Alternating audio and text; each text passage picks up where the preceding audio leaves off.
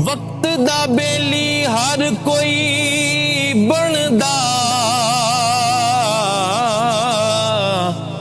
शाला वक्त ना खावे डोले।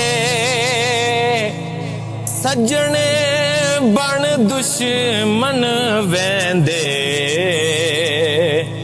जदों वक्त नू पैंदे रोले। वक्त सलामत होवे माही,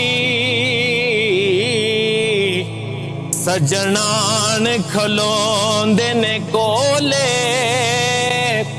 गुलाम फरीदा सदा वक्त नहीं रहंदे,